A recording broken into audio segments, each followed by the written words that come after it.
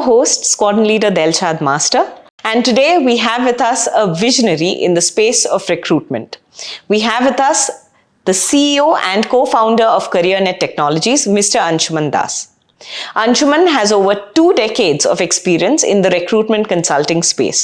And today with him, we take a deep dive into the workspace landscape and the talent acquisition in terms of the GCCs, the Global Capability Centers. So thank you, Anshuman, and welcome to our first podcast episode.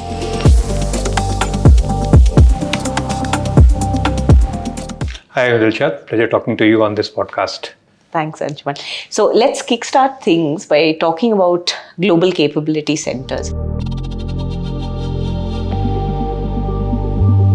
If you could shed some light on what exactly global capability centers are and why the sudden increased prominence in India. Sure.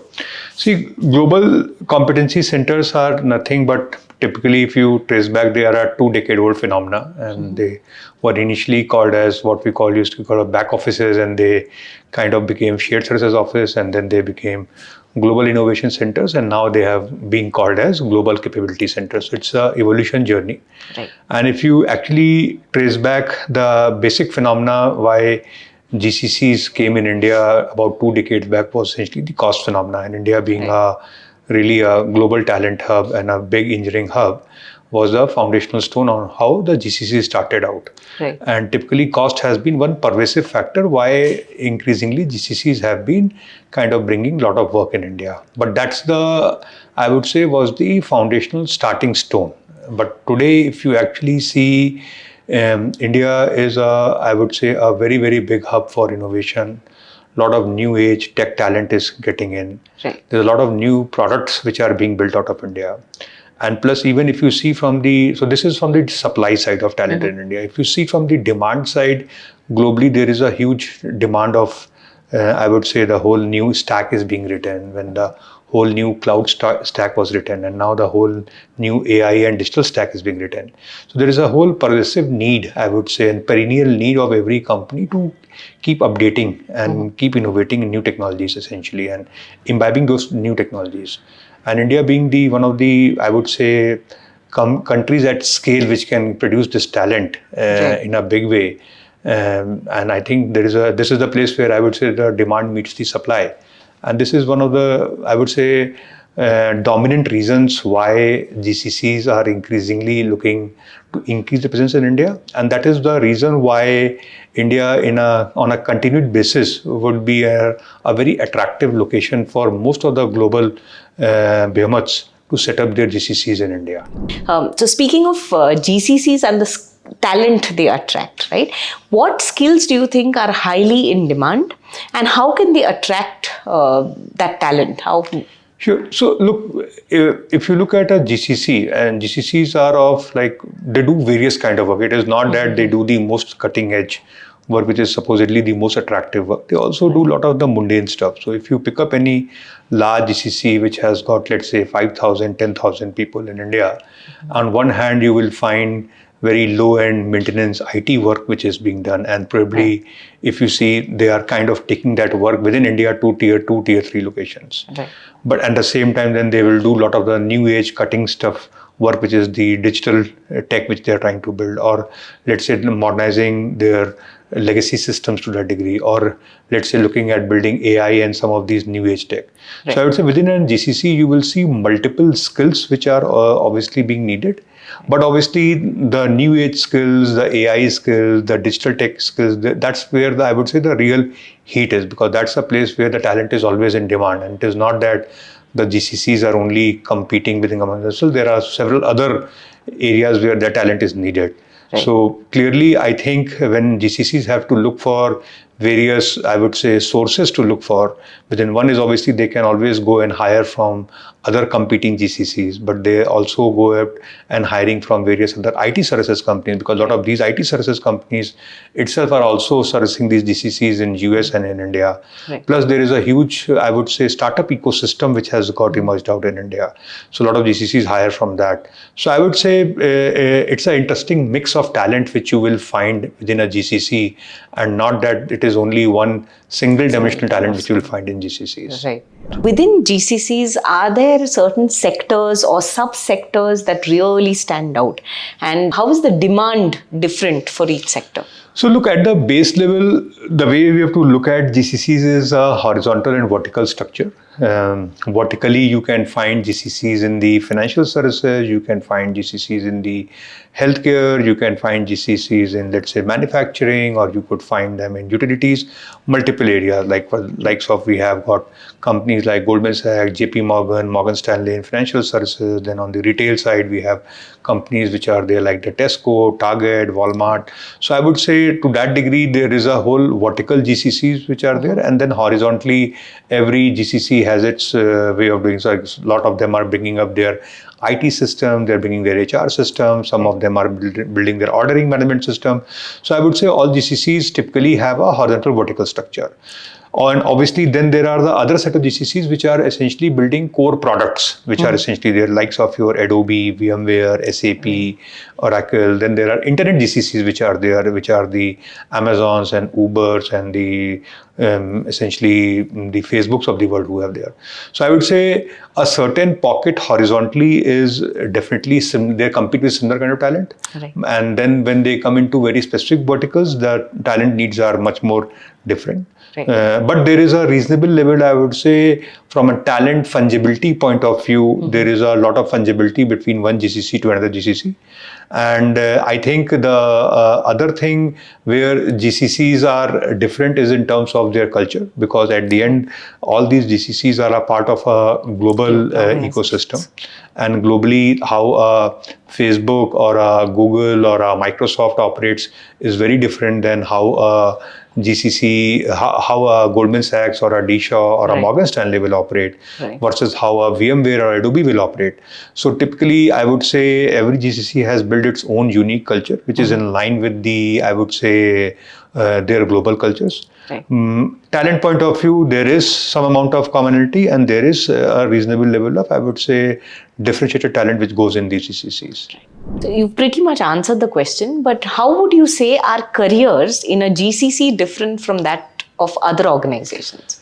Okay, so look, one is obviously a GCC is a part of a global ecosystem, because not that a Goldman Sachs or a Morgan Stanley having a center in India is very devoid of what their global systems are there. So to that degree, you have a far more global career, because a lot of GCCs offer global mobility. So people have the chances of going and working in their headquarters. The talent is far more global in nature. As a result of that, they tend to come up with a lot of global growth systems which are there. Whereas when you, let's say, work in an Indian startup, you may find much more closer to the strategic decisions which are being taken in a startup within your own office, whereas in a GCC, a lot of the global strategic decisions may be happening in your headquarters. So to that degree, you can say in a startup, you are more closer to your strategic decision making, but you may not have a global impact. In a GCC, you may actually see a much more global culture, but you may not be so closer to a strategic decision making. If you actually go to a company which is the Indian conglomerate type company, they are obviously much more built within India for India businesses.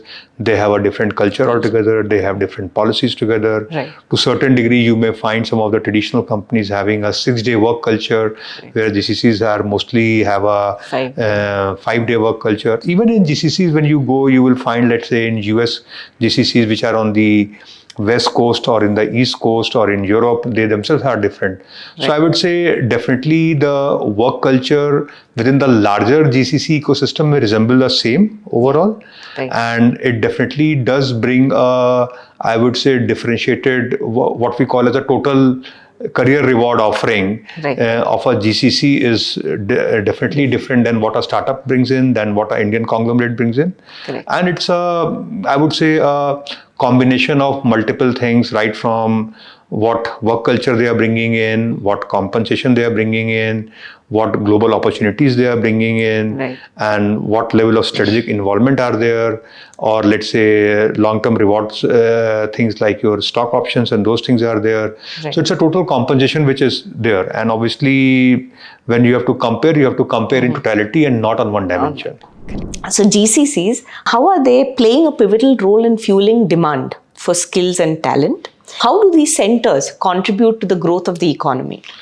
So look, I think one is obviously any GCC coming in is a job addition in India. So to that degree, any one formal job getting created in any GCC is about another 4 more jobs getting created indirectly. Which is of, let's say, they will be working in an office, they will be commuting to a office using a transport, they will be living at some house. So in a way, one direct job is another 4 additional indirect jobs. So definitely there is a massive, I would say, 5x factor which any GCC coming in India and starting that thing is getting. Second, they obviously all these employment will start paying taxes, they will start doing consumption, so it adds to the overall tax economy of the thing. Now, as far as fueling the ecosystem is concerned, definitely there are like those, I would say, they tend to push the growth up overall. They tend to bring a lot of, I would say, global perspective to the talent.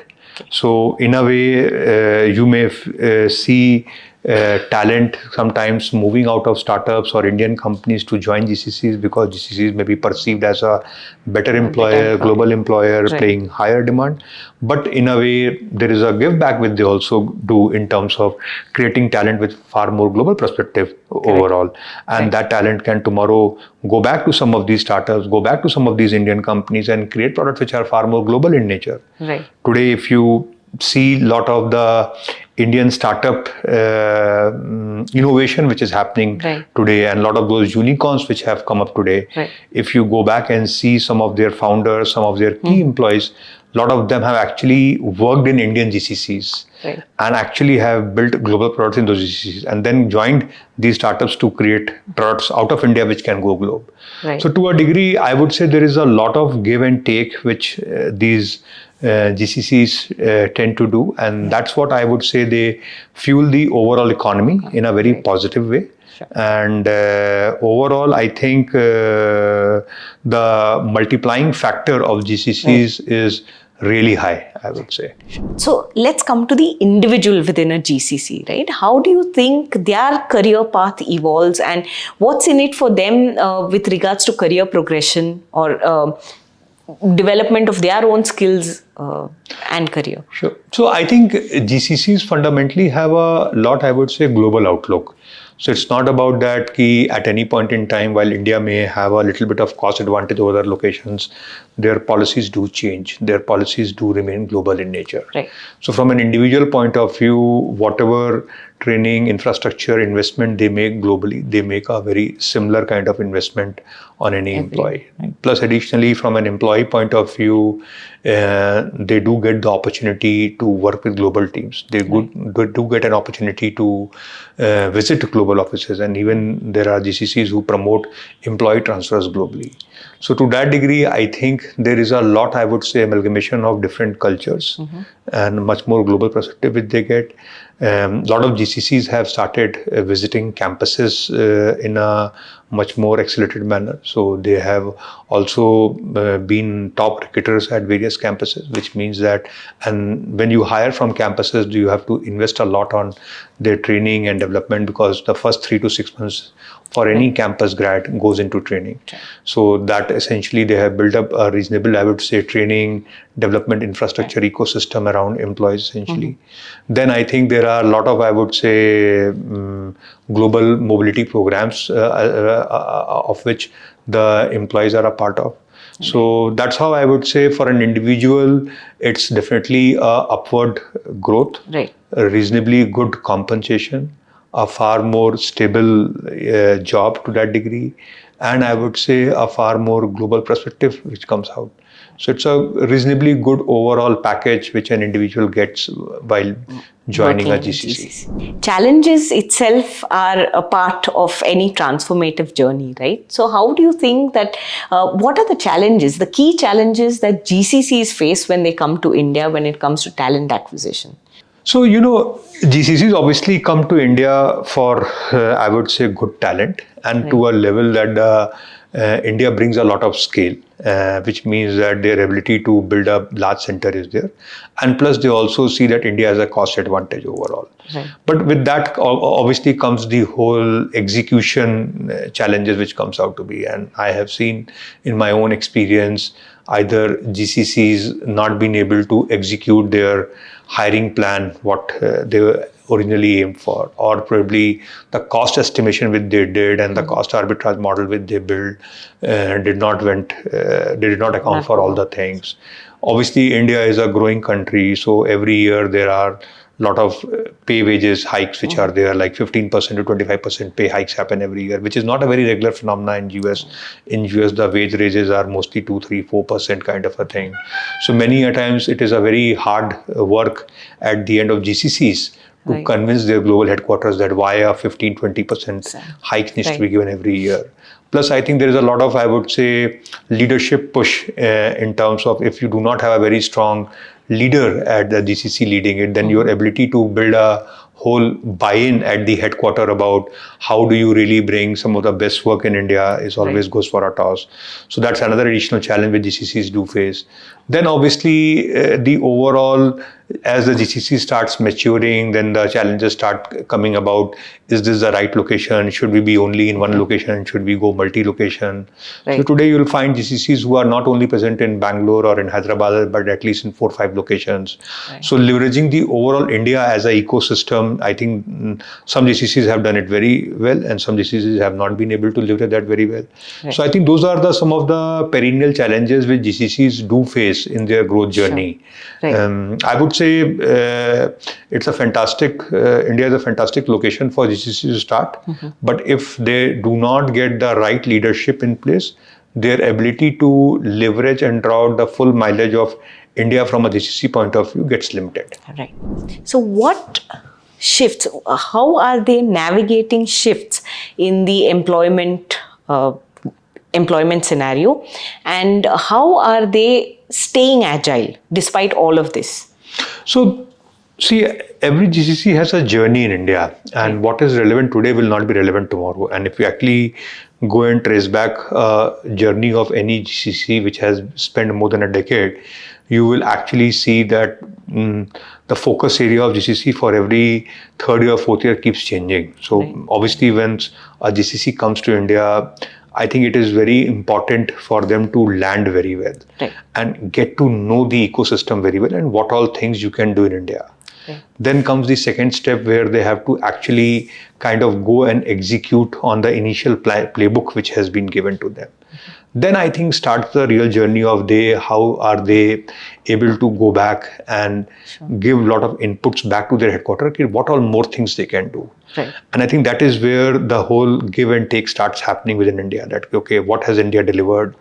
Can the headquarters look at more work being done out of India? So it's a constant, I would say, evolving phenomena to that degree. And typically, if you notice, a GCC, when they will start, they may not start with some of the most cutting edge, or they may not start with the most of the innovative products being done out of India. But any GCC which has spent more than 5-10 years in India, I would say, while they may continue doing a lot of the legacy modernization or they may do the maintenance and support, but they are also innovating and they are also kind of creating new products for the globe overall.